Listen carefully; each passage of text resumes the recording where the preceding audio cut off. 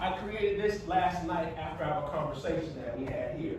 Police believe they understand implicit bias. We had a wonderful officer last night who said, when he was taking classes, I wonder if I could have him to say what he said last night. Yes, no?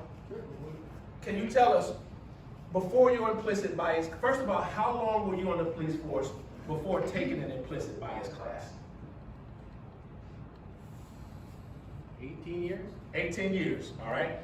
What did you learn in the implicit bias class? That I had biases. Okay. That I didn't know, I think I had. All right. And when you learned that you had biases, did it change? Or was it like, it's good to know what I'm gonna keep doing what I'm doing because my biases were really true and they weren't really biases? No, it changed. It changed me. And how so? The way I looked at things. All right. Like I understood when I came into a room and I was different than everybody else, why I was nervous, why I was afraid, or why I was, and I could understand why. And then I could look and say, okay, I don't need to be, or vice versa. Interesting. So time out. Let's rewind to your 18-year-old self. Let's say you came in the room, I'm in the room, brother's in the room, Brother Hollis in the room, and brother right here, he look a little scary, so I'm just playing. I'm just playing. I know you can take it.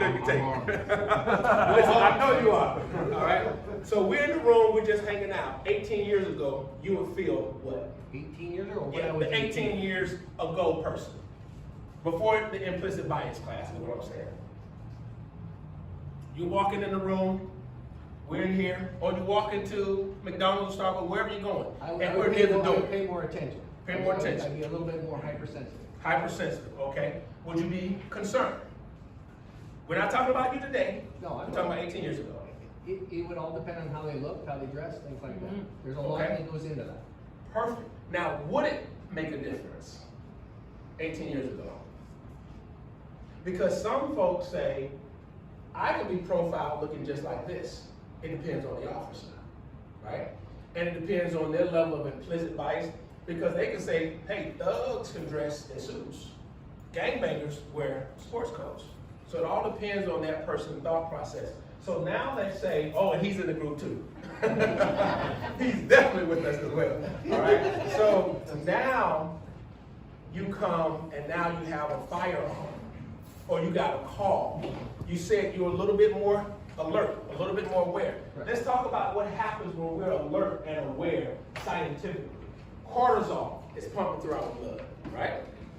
Adrenaline is pumping through our blood. That makes us stronger. It makes our systems react quicker. We become more prone to be able to fight or have flight because these chemicals are really real. And so when that's going on, and if we're having implicit bias, stereotypes, and prejudice, that can lead to a terrible outcome because we may not get the benefit of the doubt of being, I could be in a hoodie, but I'm still me, right? So even though someone may say it depends on how they look, depends on how they dress, I don't dress like this, and I don't like dressing like this now. Beyond after COVID, it's like a coat. What is that? Okay? So the community thinks instead of implicit bias, we think racism. Instead of stereotypes, we think more racism. Instead of prejudice, we think police brutality. So we're on total opposite ends of the spectrum.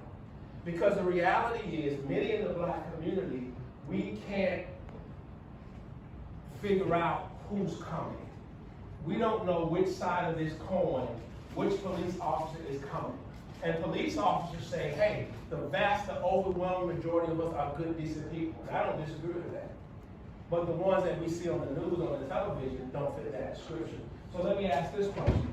Prejudice plus fear plus power equals what? Anyone can answer that. Prejudice plus fear plus power equals what? Anyone? Violence? Violence. That's interesting. You were not here last night. And that's the exact word that came out. Why violence? Well, because fear and power are fuel for violence. If you're afraid and you have power, you're going to put down that which you're afraid of. If you have prejudice, which is also implicit bias and stereotype, just makes sense, right? Yeah. So then the question is, how do we do what this great officer did? How do we get trained and begin to, because it doesn't matter being trained, right? If the heart isn't trained and the mind isn't trained, you just waste some time on that officer.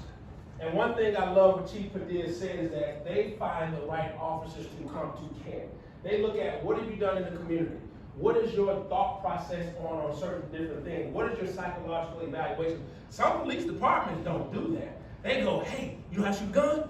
Good. Have you ever been arrested? Good. Are you ever been to jail? No, good. Here's the definition. No. His standards are much higher. This is a true story. Last night, when I was on the way here, I jumped into an Uber. And literally, we went to the wrong place. We went to the police department thinking that's where the training was. And I'm like, I don't see nobody here, so what's going on? So an Uber driver called another Uber crowd that's here. And he said, what are you guys doing? Said, hey, we're going over to do some training with the Kent Police Department. He said, are you police officers? I said, no, man, I wouldn't be a police officer to save my life. There's two professions I wouldn't do, a police officer or a teacher.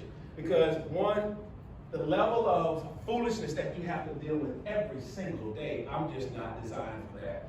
The level of patience and tolerance you have to have. I like kids, I don't like growing up that much.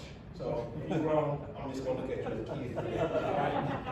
And then the Uber driver said, oh, I like Kent. Kent is a good police department. He said, now Tacoma, those guys are rough. They're rude, they're disrespectful. Then he said something about another police department, Auburn. So it lets me realize that this is cool that Kent Police Department, Chief, have the reputation of at least being fair. Because the reality is people don't mind getting arrested if you're fair. People don't mind going, I mean, nobody really wants to get arrested and go to jail, but they at least have a perception of at least the officer was fair.